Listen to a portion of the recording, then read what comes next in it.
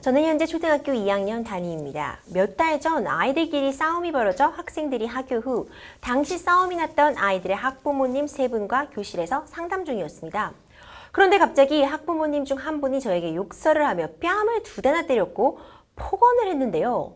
저는 이후 굉장히 충격을 받아 정신과 치료를 병행하며 병휴직을 했고 그 기간 동안 교권보호위원회가 열려 서면 사과를 하는 것으로 결정이 났습니다. 그런데 이 학부모가 서면 사과를 안 하고 버티고 있는데요. 저는 정말 참을 수가 없어 이 학부모를 상대로 고소를 진행하려고 합니다. 어떤 절차가 필요할지 상담 부탁드립니다. 아니 변호사님 어떻게 이런 일이 있을 수가 있을까요? 네, 그러게요. 근데 어떻게 아이를 가르치는 선생님에게 이런 행동을 할 수 있을지 좀 정말 당황스러운데요. 네. 사연 어떻게 보셨어요? 사실 뭐 저희 때만 해도 이런 일은 상상할 수 없는 그렇죠. 학교 다닐 때 그 일이었는데 요즘에 이제 아무래도 뭐 자녀 수도 적고 하다 보니까 한 자녀한테 좀 과도한 이제 이런 관심이 집중되고 이런 과정에서 좀 이런 학교에서 불미스러운 일들이 간혹 좀 생기는 것 같아요. 예.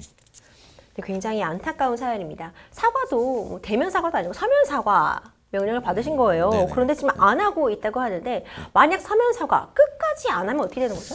네, 일단 사과라는 거는 이제 개인의 어떤 내면의 어떤 양심의 문제이기 때문에 물론 이제 선생님께서도 굉장히 좀 정말 당황스럽고 황당하실 것 같지만 그 어떻게든 뭐 강제로라도 사과를 받으시고도 싶을 거예요. 하지만 이제 우리 판례는 어쨌든 우리 사과라는 거는 이제 개인 내면의 어떤 양심에 따른 거기 때문에 이거를 뭐 강제적으로 어떻게 사과를 할 수 있는 그런 방법은 사실은 없습니다.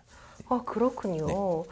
지금 그러니까 선생님께서 학부모님을 고소하겠다, 고소라도 불사하겠다 네. 이런 입장을 밝히고 계신데 뭐 명예훼손 내지는 모욕, 뭐 어떤 죄들 성립해 볼 수 있을까요? 네, 아무래도 뭐 사실관계만 두고 판단을 해볼 때는 이제 욕설을 이제 공개적으로 이제 화가 나 상태에서 하셨다고 하니까 물론 폭행도 있었지만 그 일반적으로 어떤 공공연하게 이제 상대를 향해서 어떤 경멸적인 표현을 하는 경우 이런 경우에는 아무래도 모욕죄가 성립할 가능성이 굉장히 높을 것 같아요. 네.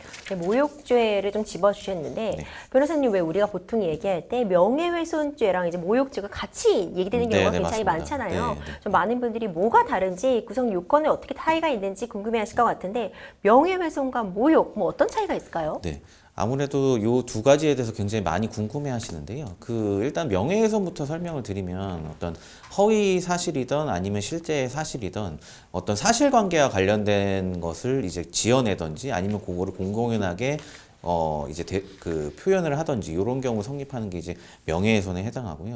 일반적으로 모욕죄라고 한다면 앞서 말씀드렸듯이 욕설 같은 경우처럼 어떤 특정인의 사회적 평가를 저하시킬 만한 추상적 판단이나 경멸적 감정을 표현하는 걸 얘기합니다.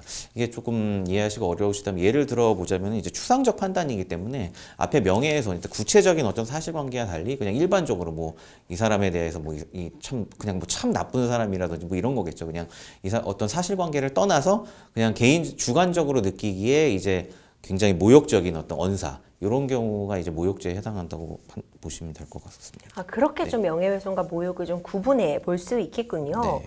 지금 선생님께서 당시 상담을 진행하시다가 이런 봉변을 당하신 거예요. 네. 이런 경우 상담이라는 업무 진행 중에 일어난 사건이다 보니 뭐 공무집행 방해 같은 거 생각해 볼 수 있지 않을까요? 네, 맞습니다. 그 공무집행방해죄가 이제 사실관계상은 당연히 성립한다고 보는 게 맞을 것 같고 요거에 대해서 조금 구체적으로 설명을 드리자면 아무래도 이런 일들이 조금 안타깝지만 최근에 이제 종종 좀 생기다 보니까 그 법제처에서도 요 관련해서 조금 논의들이 좀 있었던 것 같아요. 그래서 제가 좀 찾아봤는데 그 교원지위 향상 및 이제 교권보호를 위한 특별법에 이런 이제 학부모가 교사들을 상대로 어떤 폭력 행위나 어떤 협박을 하는 경우에 특별히 어떤 이 특별법상 개정을 통해서 좀 엄히 처벌하려는 이런 움직임 이런 거에 대한 그 법제처 검토가 있었는데 그 법제처 의견으로는 오히려 그렇게 하지 말고 차라리 공무집행방해죄를 좀 엄격하게 적용을 해서 당연히 이제 공무원 신분인 그 경우가 대부분이기 때문에 이런 경우 엄격하게 적용을 해서 판단을 한다면 뭐 굳이 이제 법 개정 없이도 사안을 해결할 수 있다 이런 판단이 나왔어요. 실제로도 폭행죄 같은 경우에는 뭐 그 징역 2년에 뭐 벌금 500만 원 요 정도에 해당하지만 만약에 이제 공무집행방해죄가 인정이 되는 경우 징역 5년에 벌금 1,000만 원 정도로 처벌 수위가 굉장히 높고 가중 처벌이 되기 때문에 그 이렇게 이제 선생님에 대한 어떤 교권 침해까지도 뭐 미연에 좀 방지를 하든지 아니면 사안이 발생하는 경우에도 좀 엄하게 처벌할 수 있는 방법이 있기 때문에 이제 굳이 이제 특별법을 개정하지 않고도 충분히 이제 그 공무집행 방해죄로 처벌할 수 있다 이런 판단이 나왔고요. 앞으로도 이제 이런 쪽으로 어쨌든 유권 해석이 나왔기 때문에 이런 불미스러운 일이 발생하는 경우 공무집행 방해죄로 충분히 처벌을 받을 수가 있습니다. 그렇군요. 유권 해석이 나왔기 때문에 앞으로 이런 침해 상황에서 이제 공무집행 방해 어떤 식으로 적용이 될지는 좀 지켜볼 필요가 있을 것 같아요. 네, 맞습니다. 그렇다면 변호사님, 공무집행 방해 어떨 때 적용이 될 수 있는 걸까요? 네, 일단은 폭행 이제 그냥 협박이 들어가야 되는데요. 그리고 공무원에 대하여 일정 폭행이나 협박이 있을 경우 성립하는 건데 원칙적으로 이제 타인에 대한 일반인에 대한 협박보다 공무원이라는 거는 아무래도 이제 공익적인 일을 하는 경우가 대부분이겠죠. 특히 이제 교사분들 같은 경우 이제 아이를 가르치는 이런 숭고한 일을 하고 계시니까 이런 경우에는 폭행 협박에 대해서 특별히 가중 처벌을 하는 겁니다. 뭐 다른 어떤 폭행이나 협박죄에 비해서 뭐 특별한 어떤 구성 요건이 있는 건 아니고 단지 이제 공무원이라는 일종의 신분, 특정 신분에 대한 폭행 또는 협박이 있는 경우에 공무집행 방해가 성립을 하고요.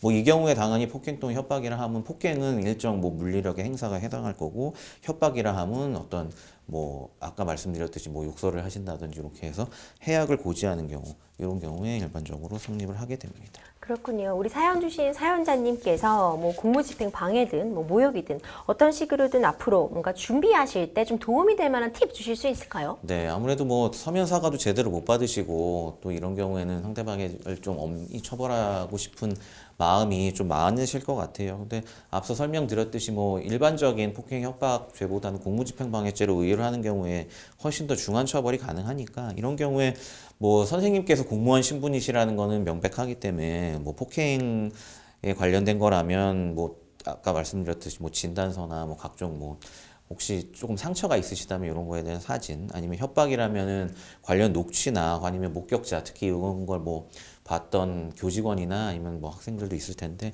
이런 진술서 같은 게 있다면 추가적으로 고소를 진행하실 때 조금 그 이런 증거들을 같이 제출하시면 아무래도 처벌을 하는데 좀 더 유리할 것 같습니다. 네, 우리 마지막으로 상담자님께 좀 조언 한 말씀 해주시면서 정리 좀 해주시죠. 네, 참 뭐 저도 이런 일이 안 발생했으면 좋겠고 너무나 안타까운 사연인데 더군다나 그 이제 학부모님께서 욕설을 하시고 폭행까지 하셨으면서 사과를 안 하시면 또 더욱더 안타까운데요. 이제 사과라는 거는 이제 법적으로 좀 강제하는 방법은 없으니까 이런 경우에는 차라리 조금 엄하게 좀 교권을 엄중히 확립하는 차원에서라도 일단은 좀 형사 고소를 진행하시는 것도 하나의 방법이 될 것 같습니다. 네, 우리 아이들을 가르쳐 주시는 선생님에게 아이의 부모가 어떤 행동을 해야 될지는 다시 한번 생각해 보게 하는 그런 맞습니다. 사건이었던 것 같아요. 굉장히 안타까운 마음을 금할 수 없는데 아무쪼록 선생님께서 좀 제대로 좀 대처를 하셔서 피해 보상 받으시길 바라봅니다.